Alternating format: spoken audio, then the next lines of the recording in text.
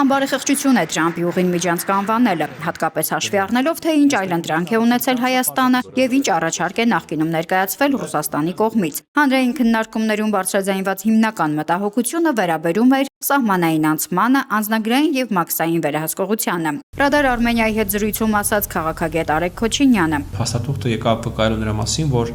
անձնագրային եւ սահմանային եւ մաքսային վերահսկողություն կա, այդ վերահսկողությունը ամբողջությամբ գտնվում է Հայաստանի պատկան մարմինների վերահսկողության ներքո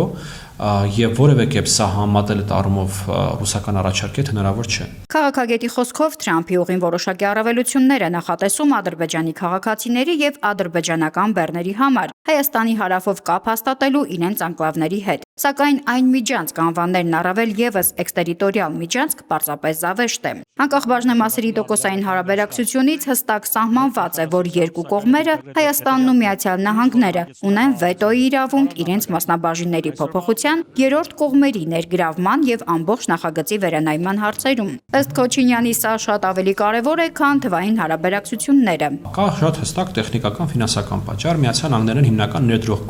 ներդրումներ անող կողմը, այս պատմությամբ մենք ունենք արդեն $150 միլիոն ներդրում եւ իմ պատկերացմամբ խոսքը գնալու է 400-ից մինչեւ $500 միլիոն ներդրման մասին, սա երկու։ Եվ վերջապես երրորդը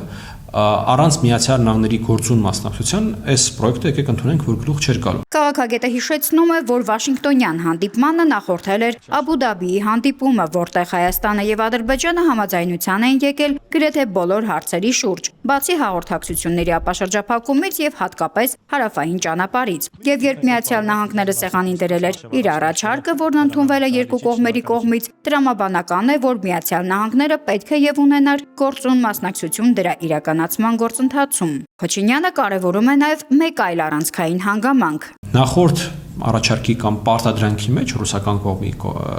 սեղանին դրած հենց այս երկու սկզբունքներն էին ըստեյության, որ կասկածի տակ էին դրվում Հայաստանի ինքնիշխանությունն ու իրավազորությունը այդ ենթակառուցվածքների վրա։ Այս փաստաթղթում ոչ միայն այդ բառը 15-ից ավել անգամ ներկրկնած,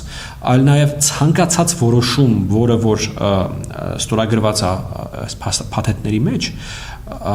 մի քանի անգամ ընդգծած է, որ ամբողջությամբ պետք է տեղավորվի դրա բոլոր արդյունքները Հայաստանի ինքնիշխանության եւ իրավազորության մեջ, եւ դրա գործուն օրինակները կան։